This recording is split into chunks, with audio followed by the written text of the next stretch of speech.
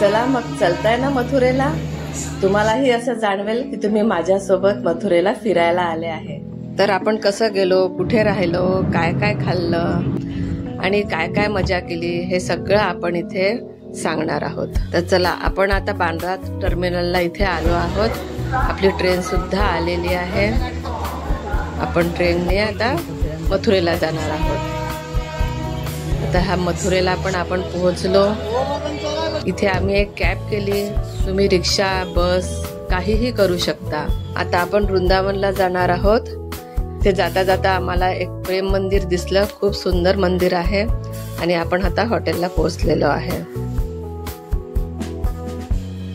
आता आपण फ्रेश होऊन आंघोळ वगैरे करून निधिवनला जाणार आहोत। आम्ही इथे एक ई रिक्षा केली, ई रिक्षाने आम्ही आता निधिवनला जाणार आहोत। आणि या निधिवन मध्ये रात्री कृष्ण रास करायला येतात। सगळ्या राधे राधेची गूंज इथे चालत राहते। खूप लोक राधे राधेचं नामस्मरण करतात। इथे भरपूर गर्दी होती आणि ही आहे राधा राणीची विहीर। खूप मोठी विहीर आहे आणि राधाकृष्णाचं सुंदर असं मंदिर आहे इथे। खूप छान मंदिर आहे आणि असं म्हणतात की कृष्ण इथे रात्री रास करायला येतात। आता आपण बाके बिहारीच्या मंदिरात जाणार आहोत। खूप प्रसिद्ध मंदिर आहे। अगदी जवळून तुम्हाला मी बाके बिहारीचं दर्शन करवत आहे। किती सुंदर ही अशी मूर्ती आहे। आता आपण जाणार आहोत गोविंदजी मंदिरामध्ये आणि हे गोविंदजी मंदिर आहे। राजा मानसिंगने हे बनवलेलं होतं। खूप छान आहे, दगडामध्ये कोरलेलं आहे। आता आपण जाणार आहोत रंगजी मंदिर। हे वाहन कक्ष आहे, देवाचे वाहन आहेत। हे सोन्या चांदीच्या मूर्त्या आहेत त्या। याला 10-10 रुपये तिकीट आहे, अगदी स्वस्त आहे। हा चांदीचा नाग आहे, सोन्याचा खांब आहे। हा हे शीश महल आहे।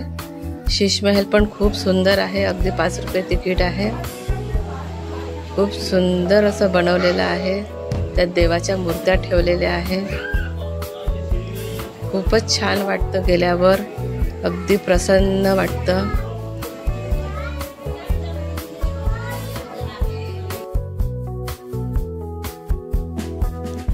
आणि हे असे बाहेर असे दुकानं आहेत, छोट्या मुलांचे कपडे वगैरे छान। खूपच सुंदर असे छान कपडे होते, देवांचे सामान होतं सगळं, अतिशय छान वाटत होतं। चला आता खूप भूक लागली आहे, काहीतरी आपण हॉटेलमध्ये ऑर्डर करूया। इथे एक छानसा हॉटेल आम्हाला दिसलं। जेवण अतिशय स्वस्त आणि मस्त होतं। आणि माझा व्हिडिओ तुम्हाला आवडला असेल तर चॅनलला सबस्क्राईब नक्की करा। मी परत अजून एक व्हिडिओ टाकणार आहे वृंदावनचा, तो सुद्धा नक्की बघा। थँक्यू।